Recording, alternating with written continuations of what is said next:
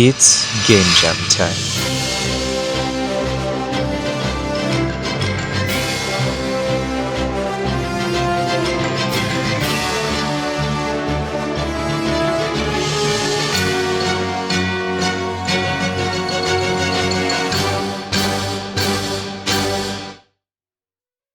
A game jam is an event where a bunch of people compete to make a game in a certain time period. And today is the GMTK game jam with 32,000 other participants making it the biggest game jam in the world. And so, the theme of the jam is built to scale. That's right. What's built to scale supposed to mean? Even after Mark Brown explained, my mind was still blank, so I called the boys and asked them for game ideas. We spent the rest of the day planning out the game and we had the core concept.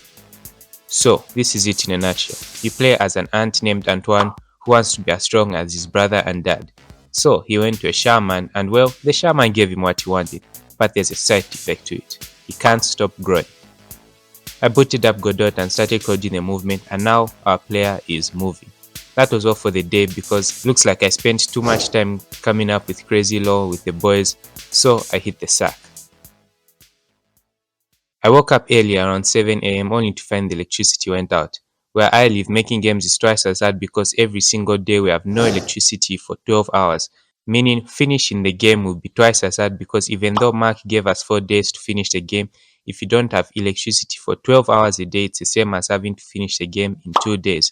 So electricity went out at 1 AM and it should be back by 1 PM. But I don't have time to waste. I have to step outside my comfort zone. I walked over to the nearest mall, which is like a 20-minute walk from my house, and bought some coffee at the cafe and began making the game there. The first thing we need is a scaling mechanic, where the ant gets bigger and bigger. So to scale the ant uniformly, I use something called a twin. Well, Godot has a method called twin, which can change the property of a node over a certain time period. This is useful if you don't know the values in between certain properties you'd like to change. So, the scaling mechanic done, the next thing on the list is what we call a herb. So, what the herb does, once it's consumed, it resets the player scale so that the player can have more breathing room. It was now 1 PM and I had been in that cafe for about 5 hours and only ordered the cheapest thing on the menu, which was an espresso. Even though it was the cheapest thing, these coffee prices nowadays are crazy, trust me. I returned home for lunch and took a short break because I felt really burnt out. On my break, I watched some of Mark Brown's videos just to lock in for the next time I make the game. With that done, I needed to make hazards for the game, so it's a little bit difficult. There are 2 types of hazards. There are moving saw blades and spikes, and that's enough for the day and we can continue tomorrow. I got up around 1 PM, just in time to catch electricity, which meant I could work at home the whole day until 1 AM in the morning. So I didn't hesitate and waste any time. I went back to work and started adding stuff like the tile set. I wanted an underground type of feel, something like Hollow Knight. I watched a tutorial on how to draw rocks and dirt and the final result looked like this. It doesn't look good, but I'll show you a trick to get your 2D art looking better. I also spent most of the day making up a box carry system because I wanted the box to play a role in some kind of puzzle element where the player had to be a certain scale to lift the box. I started making the system and it worked on the first try. The box carry system is working and it only took me 3 hours. So I began working on these areas that turn green once a box enters it. It made it reveal these glass platforms I made later once a box is inside. But well, there's one problem. When you scale while carrying the box, it kinda looks weird. But if you didn't know, this is how ants actually carry stuff in real life. And lastly, to add more difficulty to the game so that only real gamers can play it, I added these glass platforms whereby if you are too heavy, they first crack, and if you are even heavier, they break. So you have to complete the game quickly before you get too big. With all the things needed to make a game done, I was finally confident enough to start making levels. But wait, it's 5 AM in the morning and you still have electricity, which can only mean one thing, that yes, the timetable has changed. So we have 2 timetables. It's either there's no electricity from 1 AM to 1 PM or there's no electricity from 1 PM to 1 AM. Yep, that means that electricity is going out at 1 PM, but I was too tired to continue working, so I went to sleep. Wait, what's the time? Oh crap, it's 1 PM and the timetable's changed and it now goes off at 1 PM and comes back at 1 AM. This is the worst thing that could happen, meaning I could only work at home from 1 AM in the morning till 1 PM in the afternoon. Well, I guess it's back to the cafe and order the cheapest thing on the menu and stay there for the rest of the day. So I got my espresso even though the weather was scorching hot this time of the day, but it was for the cause. I began the hardest part of making games, which is coming up with levels. You see, level design is really challenging because I wanted to make a puzzle platformer game. And to make puzzles, you have to be able to solve puzzles. And you see, the thing is, I'm bad at solving puzzles. So the puzzle platformer idea was out of the way and I made it into just a platformer game. I began designing the levels and made sure they were not too hard or too easy. While designing the levels, I realized that if it's going to be one of those speedrunning games, then the herb which reset you to a normal size might make the game a little bit too easy. So I scrapped it out of the game. So in a total I made 7 levels. I was done with the levels, but I still had to add sound, and because I drew the ugliest tile set, the levels looked like trash. But I was at my limit. The people in the cafe noticed that I had been there for like 4 hours and they could tell I was tired. I felt like giving up. The levels were bad and there was still so much I had to do and add to the game. I was bent out already. I was tired to the point where I hated my own game.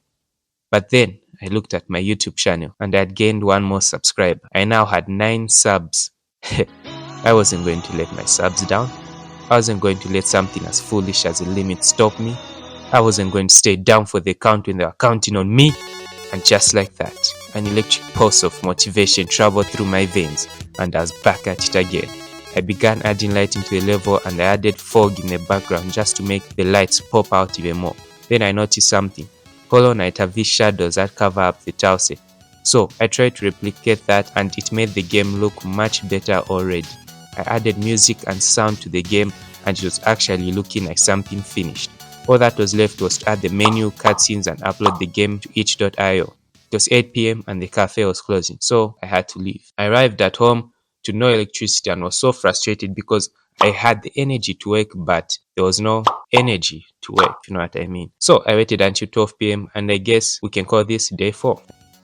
I began day 4 at 12 PM by polishing the levels and asking my brother to playtest the game, and it turns out it was alright. Around 3 AM my friend sent their art for the cutscenes and well, he delivered. The art was amazing. You can check out his work on Instagram and YouTube, the links will be in the description.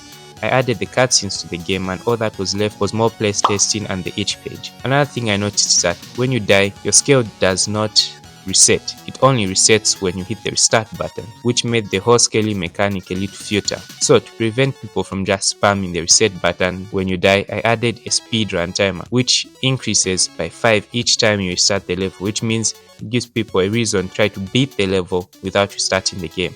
And by that time I went to sleep. I woke up in the morning, I gave my other friend to try out the game and it turns out it was too difficult for some people who aren't used to platformer games. You see, the thing is, I played my games so many times that it became too easy for me. So I made the levels a bit easier and submitted to the game jam with 3 hours to spare. But is the game any good? Well, there's only one way to find out. Okay guys, the voting period is over. Let's see where we ended up. Damn, I'm so nervous. I put so much work in this game and we ended up at an overall score of 1895. Guys, my hard work paid off. Even though I was presented with a challenge, I managed to overcome it. Making this game was so difficult because anytime I had electricity, I had to spend it on the game because my laptop battery is bad and if I didn't use it on the game, it would just go off and electricity could go out at any time. This game was basically made in a cafe because that's where I spent most of my time. Remember, if you manage to submit a game, then you have already won. If you made it to the end of the video, it truly means a lot if you would like and subscribe to the channel because it helps me more than you know, so don't forget to do that. I mean, it's your own way of contributing to the channel. I recently finished Dark Souls Remastered and I'm planning on making a video about it, so tell me in the comments if that's something you'd like to see soon. And remember now, stay safe friend, and don't you dare go hollow. Goodbye.